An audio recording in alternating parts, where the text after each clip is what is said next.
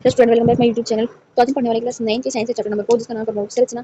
इससे पहले हमने इस चैप्टर का एक पार्ट बना दिया। अगर आपने वो नहीं देखा तो आप हमारे चैनल पर जाकर देख सकते हैं, डिस्क्रिप्शन में उसकी लिंक दे दिया, वहां से भी देख सकते हैं। तो आज हम स्टार्ट करने वाले हैं वैलेंसी, यानी कि वैलेंसी होती क्या है, संयोजकता होती क्या है। इससे पहले हमने नाभिक के बारे में पढ़ा, इलेक्ट्रॉन के बारे में पढ़ा, अब उनकी वैलेंसी पढ़ते हैं, संयोजकता होती क्या है। परमाणु के बाह्यतम कोश में, यानी बाह्यतम कोश में सबसे बाहरी वाला जो उसकी कक्षा होगी उसमें परमाणु के बाह्यतम कोश में इलेक्ट्रॉन की अधिकतम संख्या संयोजकता कहलाती है। यानी कि जब हमारा कोई भी नाभिक के जो हमारा इसमें इलेक्ट्रॉन आएगा, जो सबसे बाहरी वाली कक्षा होगी उसमें जो हमारा इलेक्ट्रॉन आएगा वो ही क्या होगा, उसकी इलेक्ट्रॉन की अधिकतम संख्या होगी, वही हमारी संयोजकता कहलाएगी।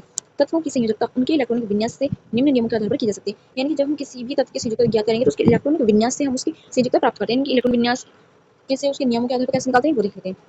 नंबर फर्स्ट है, जिन तत्वों के सभी कोषपूर्ण होते हैं उनकी संयोजकता शून्य होते हैं। कि जैसे कि हमारा हो गया नियोन, हो गया हीलियम, हो गया, उनके जो होंगे वो बाह्य कोश जो होंगे उनके पास पूर्ण होते हैं, तो उनकी संयोजकता कैसे होगी, जीरो हो जाएगी, क्योंकि उनकी जो कक्षाएं होंगी, कोश होंगे, कैसे होंगे, भरे होते हैं, उनमें कोई भी खाली स्थान नहीं होता। एग्जाम्पल निष्क्रिय गैस, निष्क्रिय गैस होती है हमारी helium, neon, argon, krypton, xenon, radon, ये सब हमारी जो होती है निष्क्रिय गैस होती है।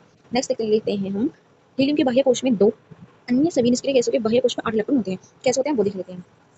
हीलियम का जो परमाणु क्रमांक होता है वो 2 होता है, 2 और 2He, इसे भी सरल से लिखते हैं। तो इलेक्ट्रॉनिक विन्यास हम 1s2, यानी कि इसके जो परमाणु क्रमांक होता है वो 4 होगा, लेकिन यहाँ पर केवल इलेक्ट्रॉनों की बात होगी। इसके इलेक्ट्रॉन कितने हैं, इसके पास केवल 2 इलेक्ट्रॉन है। तो ये हमारी पहली कक्षा में जाते हम 2 इलेक्ट्रॉन भर सकते, तो हमने 2 इलेक्ट्रॉन दी, यानी कि इसका जो हमारा ये कोश है, ये ऐसे कोश है, वो यहाँ पर एकदम फिल हो चुका है, पूर्ण भर चुका है, इसमें कोई भी रिक्त स्थान नहीं है। अगर ये 1s1 होता तो इसमें एक इलेक्ट्रॉन की जगह खाली होती, तो ये कैसे होता है, अर्धपूर्ण होता है। लेकिन ये जो हमारा 1s2 है ये कैसे, ये पूर्ण है, तो ये हमारा निष्क्रिय गैस में ही आता है। तो इसकी संयोजकता क्या होगी, इसकी संयोजकता होगी हमारी 0, इसकी वैलेंसी हो जाएगी हमारी 0, क्योंकि ये क्या है, एक निष्क्रिय गैस के समान व्यवहार करता है, क्योंकि इसमें कोई भी रिक्त स्थान नहीं है। इस तरह हमारी निष्क्रिय गैस हो जाएंगी, उनकी जो बाह्यतम कोश में 8 इलेक्ट्रॉन होंगे। नेक्स्ट है यहाँ पर इलेक्ट्रॉन एक कक्षा से दूसरी कक्षा में जा सकता है। इलेक्ट्रॉन जो होगा एक कक्षा से दूसरी कक्षा में जा सकता है। जब इलेक्ट्रॉन ऐसा करता है तब ऊर्जा अवशोषित अथवा उत्सर्जित होती है। यानी कि जब हमारा इलेक्ट्रॉन एक कक्षा से दूसरी कक्षा में जाता है तो वो कुछ एनर्जी तो ग्रहण कर लेता है, उसको क्या कर देता है, वो त्याग कर देता है, अवशोषित और उत्सर्जित करता है।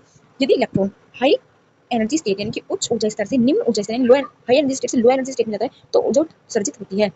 यानी जब कोई इलेक्ट्रॉन वो हाई एनर्जी स्टेट से, यानी कि वो जब बहुत ही ज्यादा ऊंचाई पर, यानी कहने का इस तरह समझो कि जब इलेक्ट्रॉन सबसे बाहर वाली कक्षा में होगा, जब इलेक्ट्रॉन कहाँ होगा, सबसे बाहर वाली कक्षा में होगा, तो उसकी जो अंदर वाली कक्षा में क्या होगा, इलेक्ट्रॉन जो है वो निम्न ऊर्जा स्तर में आ जाएगा, जो ऊर्जा उत्सर्जित होगी। जब इलेक्ट्रॉन निम्न ऊर्जा से उच्च ऊर्जा स्तर में जाता है तब वो अवशोषित होगी। यानी जब वो लो एनर्जी से हाई एनर्जी में जाएगी, वो अंदर की कक्षा से बाहर की ओर जाएगा तो क्या होगा, ऊर्जा अवशोषित होगी। जब अंदर से बाहर की ओर जाएगा तो अवशोषित होगी, लेकिन बाहर से अंदर की ओर जाएगा तो उत्सर्जित होगी।